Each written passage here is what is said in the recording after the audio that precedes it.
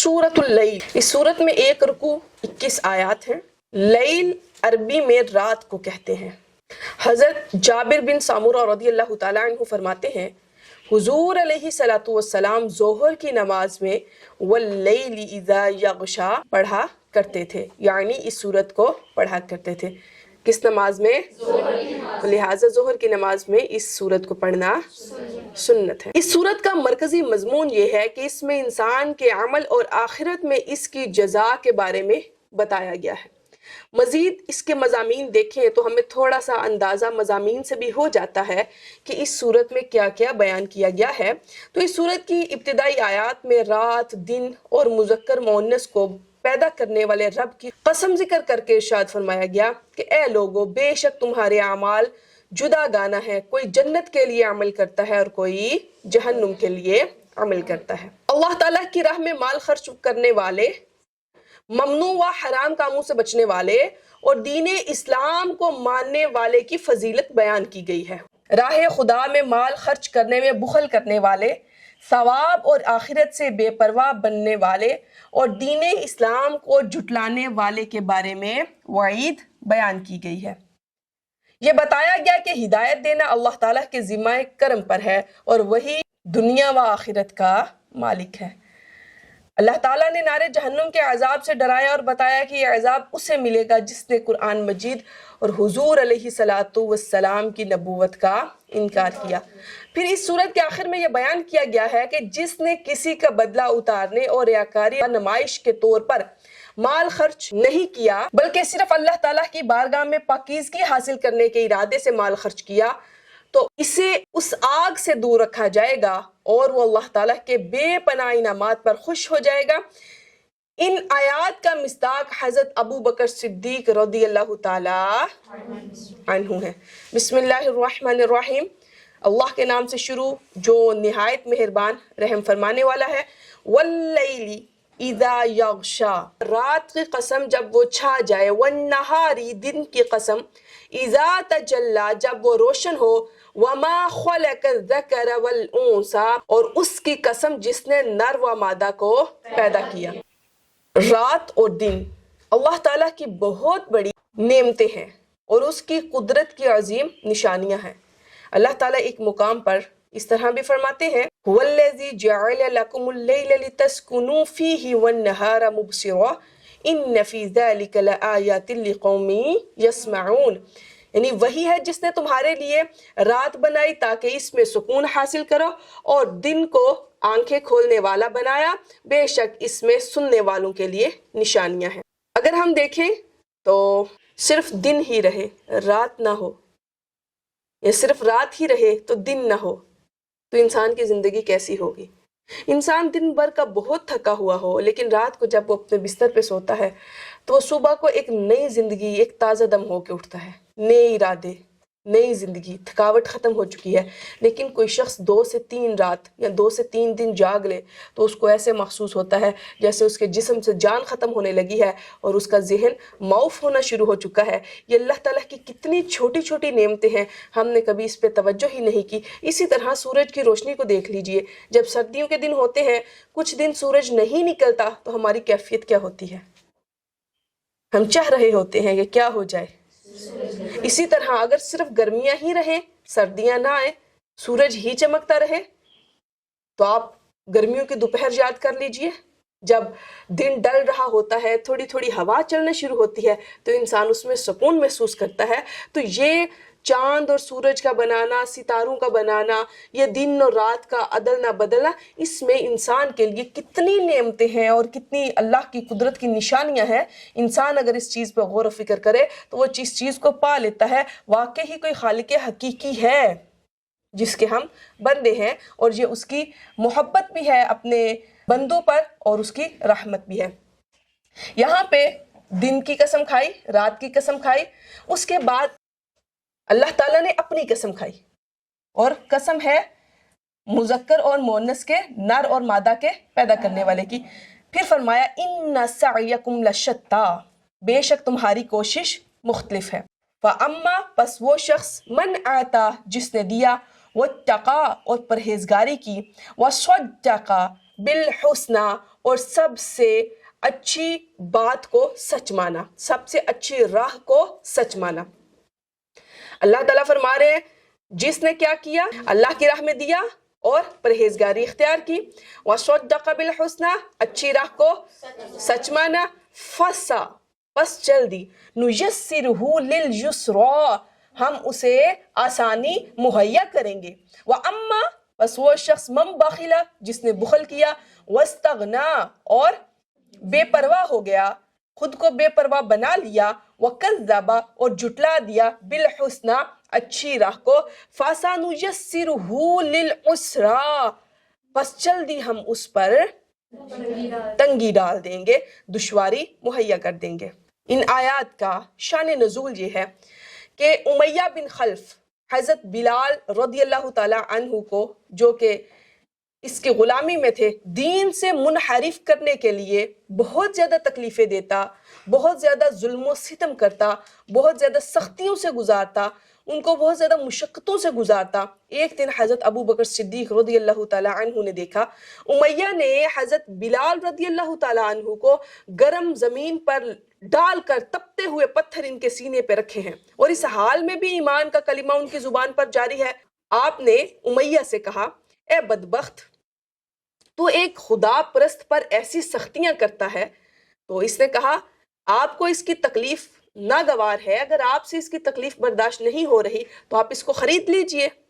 تو حضرت ابو بکر صدیق رضی اللہ تعالیٰ عنہ نے مہنگی قیمت پر ان کو خرید کر آزاد کر دیا۔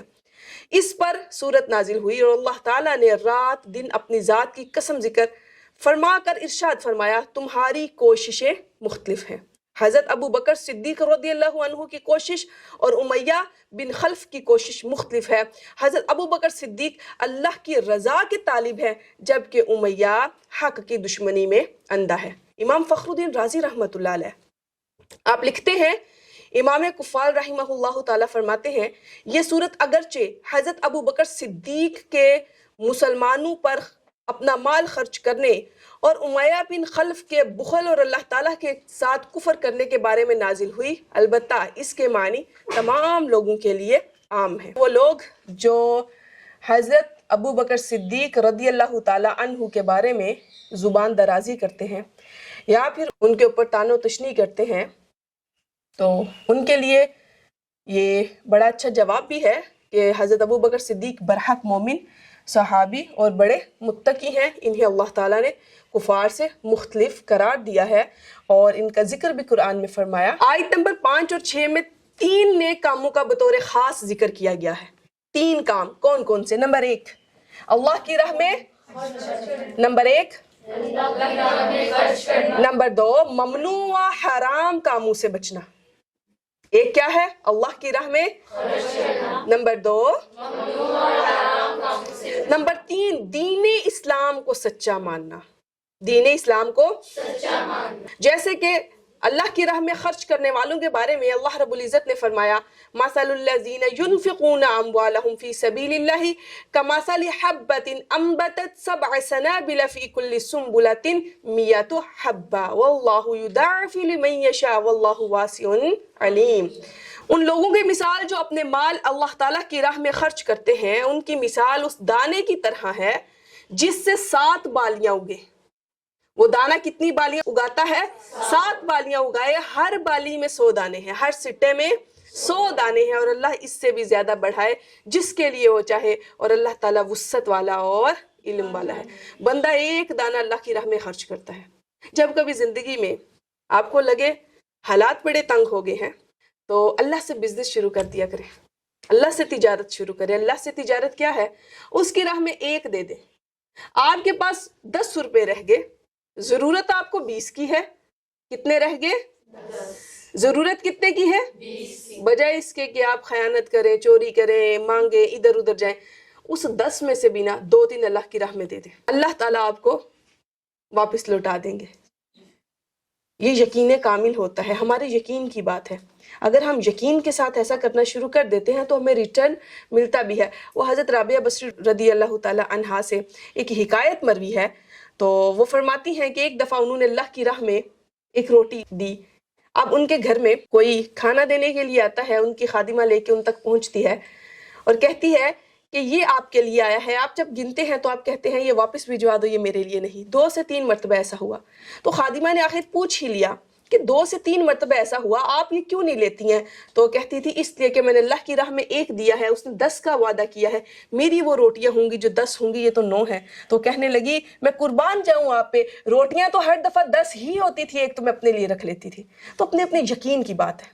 آپ کا یقین کامل ایسا ہونا چاہیے کہ میں اللہ کی راہ میں 1 خرچ کروں گی، مجھے اللہ ریٹرن 10 دے گا، وہ 700 7,000 اس سے بھی کہیں زیادہ دینے پر بے شک. اس کے بعد ممنوع اور حرام کاموں سے بچنے کے بارے میں بھی قرآن پاک میں سورہ نساء میں فرمایا ان تجتنبوا کبائر ما تنہون عنہ نکفر عنکم سیئاتکم وندخلکم مدخلا کریما. اگر کبیرہ گناہوں سے بچتے رہو جن سے تمہیں منع کیا گیا ہے تو ہم تمہارے دوسرے گناہ بخش دیں گے اور تمہیں عزت کی جگہ داخل کریں گے. جب انسان اپنے آپ کو پابند سلاسل کر لیتا ہے، کس اعتبار سے؟ کہ میں نے اللہ کی حدود کو پامال نہیں کرنا، اپنے آپ کو بڑے بڑے گناہوں سے بچانے کی کوشش کرتا ہے، تو جو اس سے کبھی نہ دانستہ چھوٹے چھوٹے گناہ سرزد ہو جاتے ہیں، اللہ رب العزت بڑے گناہوں سے بچنے کے صدقے سے اس کے ان گناہوں کو بھی معاف. کیا کوئی ایسا ہے جو یہ کہے کہ میں گناہ نہیں کرتا؟ کوئی عالم، کوئی مفتی، کوئی حافظ، کوئی قاری، کوئی عام انسان نہیں. ہم خطاؤں کا پتلا ہیں، خطائیں ہو جاتی ہیں، لیکن اللہ کا ڈر تو ہونا چاہیے. کبھی بھی دل سے اللہ کا ڈر ختم نہیں ہونا چاہیے. انسان کو بغاوت نہیں کرنی چاہیے، گناہ کو گناہ سمجھنا چاہیے. ہو جاتا ہے لیکن شرمندگی ہو. کبھی کوئی بڑا گناہ سرزد ہو جائے، آپ کو قرار نہ ملے، اسی وقت اسی لخت سجدے میں گر جائے. آپ کی آنکھ نم ہونی چاہیے، آپ کو شرمندگی ہونی چاہیے. جب آپ شرمندگی کے ساتھ اس کی بارگاہ میں جھک جاتے ہیں تو وہ کہتا ہے تیری ندامت ہے، میں تجھے معاف کرتا ہوں. لیکن دل میں یہ خیال ضرور ہو میرا اللہ میرے سے ناراض نہ ہو جائے. یہ سوچ دل میں موجود ہونی چاہیے. کوئی بھی زیادتی ہو جائے، کہیں کسی سے ظلم ہو جائے، آپ کا ضمیر کی آواز سننی چاہیے. اندر کی آواز ضرور سنو کہ میرا اندر بھی مجھے کچھ کہہ رہا ہے. اور اگر ضمیر زندہ ہو تو اندر سے آوازیں آتی رہتی ہیں. انسان سنے یا نہ سنے یہ تو اس پر ڈیپینڈ کرتا ہے. تو لہٰذا جو بڑے گناہوں سے بچنے کی کوشش کرے گا، اللہ تعالیٰ اس کے صدقے سے اس کے چھوٹے چھوٹے گناہوں کو بھی. حدیث مبارکہ میں کیا آتا ہے؟ جب انسان وضو کرتا ہے کچھ گناہ تو وضو کے پانی کے ساتھ ہی جڑ جاتے ہیں. وہ جب 5 وقت بڑے گناہوں سے بچنے کی کوشش کرتا رہا، دن میں 5 وقت نماز پڑھتا رہا، چھوٹے چھوٹے گناہ جو سرزد ہوتے رہے وہ اس طرح پاک ہوتے رہے، اور اللہ تعالیٰ اس کو عزت کی جگہ داخل فرمائے گا. اور عزت کی جگہ کون سی ہو سکتی ہے؟ کیوں؟ انسان دنیا میں کہیں پہ بھی جائے نا تو اس کے دل میں کھٹکا سا لگا رہتا ہے، ہم نکال نہ دیے جائے، انسلٹ نہ ہو جائے، کوئی کچھ کہہ نہ دے. ہم کسی کے گھر آئے ہیں. ایک عورت کو دیکھیں، پہلے باپ کے گھر میں ہے، پھر اپنے شوہر کے گھر میں چلی گئی، پھر اپنے بیٹے کے گھر میں ہے، تو دل میں کہیں نہ کہیں خیال رہتا ہے. جب اپنے ارد گرد ہم مختلف حالات دیکھتے ہیں، لیکن عزت کی جگہ جہاں دائمی عزت ہے اور وہ جنت ہے. دائمی عزت، وہاں سے آپ کو نکالا، وہاں پہ رسوائی، ڈانٹ ڈپٹ نہیں ہے. وہاں آپ کہیں گے ہاں یہ اب میرا پکا گھر ہے، یہ میرا پختہ گھر ہے، یہاں سے مجھے کوئی بھی نکال سکتا نہیں ہے. پھر فرمایا وَمَا يُغْنِي عَنْهُ مَالُهُ إِذَا تَرَدَّى، اس کا مال اس کے کام نہیں آئے گا. اِذَا تَرَدَّى، جب وہ ہلاکت میں پڑ جائے گا. ان بے شک، اللہ تعالیٰ فرما رہے ہیں ان علینا للہدی، ہدایت دینا ہم پر ہے، ہمارے ذمہ ہے. وَإِنَّ لَنَا، ہم ہی مالک ہیں. لَلْآخِرَةَ، آخرت کے، وَالْأُولَى، اور دنیا کے. دنیا اور آخرت دونوں کے ہم ہی مالک ہیں. یعنی جو شخص اللہ کی راہ میں مال خرچ کرنے سے بخل کر رہا ہے، جب وہ مر کر قبر میں جائے گا، جہنم کی گہرائی میں پہنچے گا، تو اس کا مال اللہ تعالیٰ کے عذاب سے بچانے میں اس سے کچھ کام نہیں آئے گا. یہاں پہ فرمایا وَإِنَّ عَلَيْنَا لَلْهُدَى. اس آیت کا ایک معنی یہ ہے کہ حق اور باطل کی راہوں کو واضح کر دینا، حق پر دلائل قائم کرنا، احکام بیان فرمانا ہمارے ذمہ کرم پر ہے. لیکن دوسرا معنی مفسرین نے یہاں پہ یہ بیان کیا ہے کہ جو ہم سے ہدایت طلب کرنے میں کوشش کرے، تو اسے ہدایت دینا ہمارے ذمہ کرم پر ہے، جیسا کہ اللہ رب العزت سورہ عنکبوت میں فرماتے ہیں وَالَّذِينَ جَاهَدُوا فِينَا لَنَهْدِيَنَّهُمْ سُبُلَنَا۔ کیا فرماتے ہیں؟ وہ لوگ جو جہد کرتے ہیں فینا، ہماری راہوں میں، وہ لوگ جو کوشش کرتے ہیں، جو طالب ہیں، جو کون ہے؟ طالب ہیں، جو کوشش کرتے ہیں، کس کے لیے؟